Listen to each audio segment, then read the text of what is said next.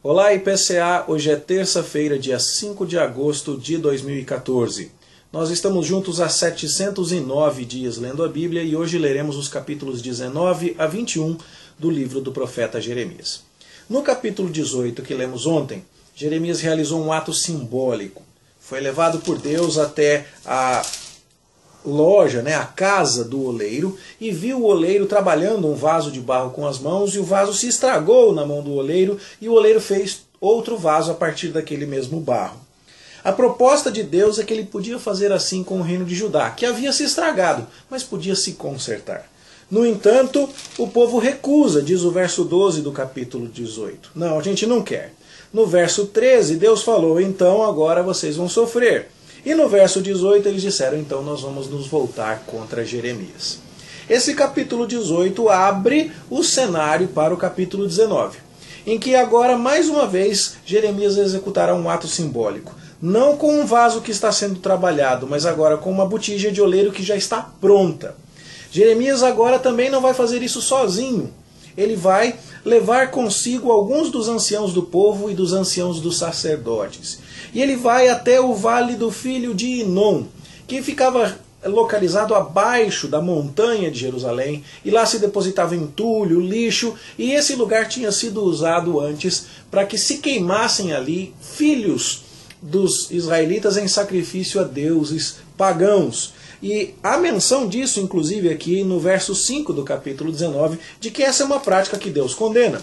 Se você lê 2 Reis 23:10, você vê inclusive que o bom rei Josias, que havia vivido lá no início do ministério de Jeremias, teve que contaminar completamente esse local para que as pessoas parassem de sacrificar seus filhos aos deuses ali naquele vale de Inom.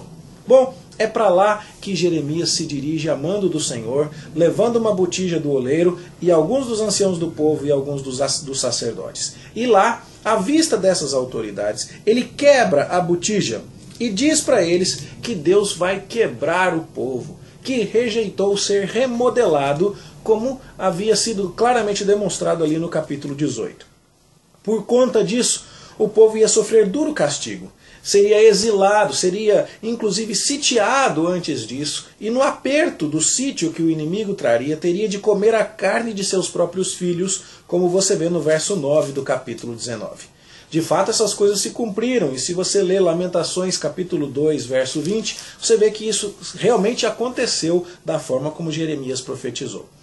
Jeremias, então, realiza esse ato simbólico, quebra a botija na presença das autoridades do povo e dos sacerdotes, e volta, como diz o verso 14 do capítulo 19, até o templo, e lá no átrio da casa de Deus profetiza toda essa destruição, que chega a considerar inclusive que o morticínio em Judá seria tanto que as pessoas teriam que enterrar seus filhos lá naquele imundo vale do Tofete. Só para lembrar para você, o vale dos filhos de Inom, que é esse lugar Tofete, vem a ser conhecido no hebraico como Guerrena, e que vai ser a palavra, inclusive, utilizada no Novo Testamento para a definição de inferno, um lugar de impureza, um lugar de sujeira, de imundície, onde um fogo de juízo queima eternamente, nunca se apaga, porque aquele era o lixão de Jerusalém.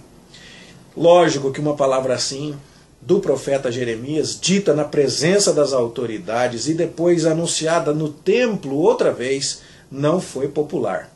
E Pazur, um homem que era filho do sacerdote Imer, que era presidente na casa do Senhor, ele também era profeta, embora fosse um falso profeta, como vemos no verso 6 do capítulo 20, e que possivelmente havia testemunhado tudo isso, como nós vemos no capítulo 19, versos 1 e 10, Deus mandou Jeremias levar as autoridades, Pazur deve ter testemunhado tudo isso, ele pegou Jeremias e o prendeu num tronco, e então deixou Jeremias passar uma noite inteira no pau de arara, vamos dizer assim, E então, no dia seguinte, quando vai libertar Jeremias, ao invés de amolecer o discurso profético, o chama de terror por todos os lados. Seu nome agora vai ser exatamente esse, terror por todos os lados, porque você está rejeitando a palavra profética que lhe dou em nome do Senhor. E por causa disso você vai para o cativeiro, você vai morrer ali e vai acontecer todo o juízo de Deus que eu estou avisando. Logo na sequência, no verso 7, nós vemos a sexta confissão do profeta Jeremias. Talvez algo que ele tenha dito a Deus enquanto estava no tronco. Não é? E o que nós vemos? Ele falando: Senhor, o Senhor me chamou para ser profeta, me convenceu dessa missão, mas toda vez que eu falo, eu só sofro na mão dos meus inimigos. Meus amigos íntimos estão querendo me pegar, esperando que eu tropece. Aparentemente, a palavra do verso 10 ouvia murmuração de muitos, há terror por todos os lados, parece sugerir que Jeremias tinha sido apelidado com o nome que ele deu para Pazur. Você é o cara que traz terror para nós, você só fala coisa ruim. E Jeremias então sente esse fardo de trazer a notícia do juízo de Deus. Num momento de lucidez, depois de se lamentar, verso 11 ele fala: mas o Senhor está comigo. Então ele ora pedindo a Deus que lhe permita, verso 12, ver a vingança de Deus contra os seus inimigos e inclusive procura levar as pessoas a louvar ao Senhor, como vemos no verso 13, cantai ao Senhor, louvai ao Senhor. No verso 14, entretanto, nós vemos Jeremias numa espécie de recaída depressiva. Ele amaldiçoa o dia em que nasceu como Jó, pede para ser amaldiçoado também o homem que veio dar as notícias de que ele havia nascido para o seu pai. E ele lamenta profundamente, porque tudo que ele faz, o seu trabalho todo, gera muita tristeza, muito peso sobre ele. Ele tem os seus dias consumidos de vergonha. Isso nos mostra que até mesmo o mais comprometido dos homens e dos profetas enfrenta seus momentos de escuridão e de dúvidas. A questão toda era Jeremias se perguntando: estou fazendo tudo isso, estou anunciando com fidelidade o que Deus me pediu para fazer, mas parece que não está adiantando nada. E assim nós encerramos no capítulo 20 uma espécie de primeira parte do livro, onde não há muita data a respeito dos momentos em que cada profecia foi feita. Você vê que não há muita indicação de rei aqui, de época. E nós terminamos um pouco com essa nota de Jeremias se perguntando: falei, por acaso adiantou alguma coisa? O capítulo 21, que lemos hoje, abre um ciclo que vai até o capítulo 24, onde agora sim há mais informação de que reis reinavam quando Jeremias falava cada parte específica da sua profecia. E até o capítulo 24 nós vamos ver que Judá estava de fato condenada. Eram os últimos dias da nação. Todas as profecias de Jeremias de fato se cumpririam.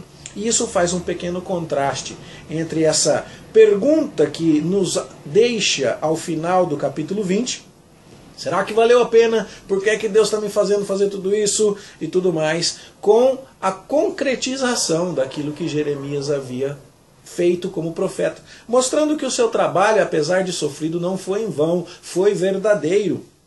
Ele foi boca de Deus para aquele povo. Há uma conexão também entre esses capítulos, porque no capítulo 20 quem prende Jeremias é um homem que se chama Pazur. E no capítulo 21, quem vem buscar a orientação de Jeremias em nome do rei é um outro homem, mas que também se chama Pazur. E aí então nós vamos vendo as questões. Jeremias, que tanto lamentou porque foi perseguido, porque foi humilhado, agora vê que Deus o usou e que ele foi boca de Deus. De fato, aqui nós vamos ter no capítulo 21 o último rei de Judá, Zedequias. E esse rei agora manda perguntar para Jeremias se Jerusalém vai escapar da Babilônia. E Deus manda Jeremias responder que não. Ele vai pelejar, diz o verso 5 do capítulo 21, contra o seu próprio povo. Isso é assustador, porque lá no livro de Deuteronômio, Deus diz que ele pelejaria contra os cananeus a favor de Israel. Agora aqui, como Israel o abandonou, Deus vai pelejar com braço estendido e mão poderosa contra o próprio povo de Israel, porque o povo o abandonou.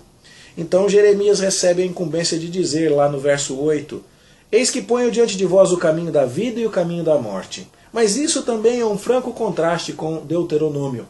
Lá em Deuteronômio o caminho da vida era a obediência que redundava em bênção. E o caminho da morte era a desobediência que redundava em maldição. No entanto, uma vez que Judá já escolheu o caminho da desobediência, agora Deus fala em caminho de vida e caminho de morte de um outro jeito. O caminho da vida significaria aceitar a disciplina e se render aos babilônicos. E o caminho da morte significava rejeitar a disciplina e tentar resistir aos babilônicos. Era hora de Judá se humilhar e aceitar o peso da mão de Deus sobre a nação infiel. Coisa que Pazur não quis fazer, o filho do sacerdote Imer, e meteu Jeremias no tronco. Por isso o nome dele foi mudado por Jeremias para terror por todos os lados. E agora essa sentença chegava.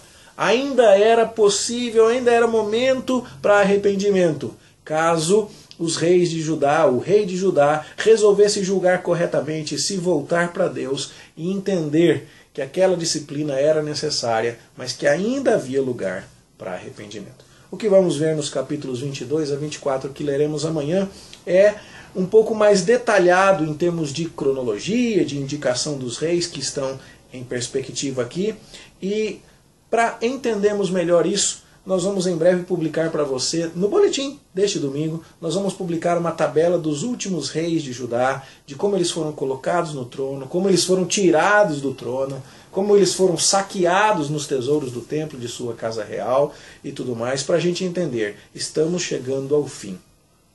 Jeremias, que teve a visão do barro na mão do oleiro no capítulo 18 e viu o povo se recusando, testemunha agora de que um vaso pronto vai quebrar no capítulo 19 sem conserto lá no vale de Inom.